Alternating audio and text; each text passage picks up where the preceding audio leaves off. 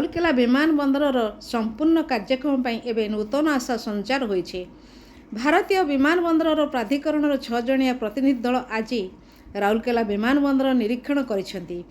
ଏହି ଟିମ୍ ମଙ୍ଗଳବାର ବିମାନବନ୍ଦରର ସ୍ଥିତି ଅନୁଧ୍ୟାନ କରିବା ସହ ଆର୍ଏସ୍ପି ଅଧିକାରୀ ଏବଂ ସ୍ଥାନୀୟ ପ୍ରଶାସନ ସହ ଆଲୋଚନା କରିଛନ୍ତି।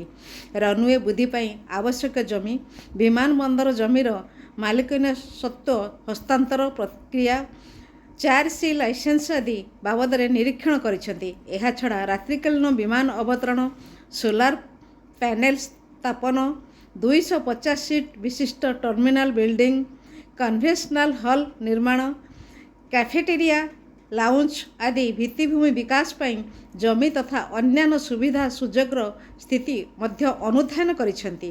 ଉଲ୍ଲେଖଯୋଗ୍ୟ ଯେ 2023 ମସିହାରୁ ବିମାନ ସେବା ଆରମ୍ଭ ହୋଇଥିଲେ ମଧ୍ୟ ଏହା ଏପର୍ଯ୍ୟନ୍ତ ନିୟମିତ ହୋଇପାରିନାହିଁ। 2023 मसीहा जनवरी मासरे राउरकेला को नियमित विमान सेवा आरंभ होता। हॉकी वर्ल्ड कप पूर्व ये विमान सेवा आरंभ करा किंतु अढ़ाई वर्ष प्राय अढ़ाई वर्ष बीती जाते ए पर्यंत विमान सेवा नियमित हो पारि ना। ता कारण जहाँ भी होना कहीं अलायंस एयरलाइंस तार विमान सेवा आरंभ करथिला किंतु या रेगुलाइज हो पारा ना। फल यात्री मैंने नहीं हईराण होती।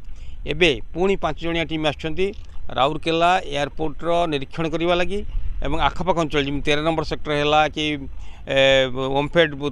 ओमफेड फैक्ट्री है से एरिया को एक्सपेंशन हम जो रनवे एक्सपेंशन हम से भेरीफाई कर आछंती। इंस्ट्रूमेंटल लैंडिंग सिस्टम नहला पर्यंत कौन नियमित विमान सेवा हो पार ना। राज्य सरकार इतिमध्य सर्वे पर अर्थ ऑलरेडी डिपोजिट कर एयरपोर्ट अथॉरिटी इंडिया लिमिटेड संगे डिपोजिट कर देते। तेणु से सर्वे पे आछंती। सर्वे पर देखा जाऊ कौन हो विमान सेवा नियमित हो पारुची कि नहीं ता जना पड़िबो। Rourkela camera Ganesh Satyananda Mohanty, Satya News alert.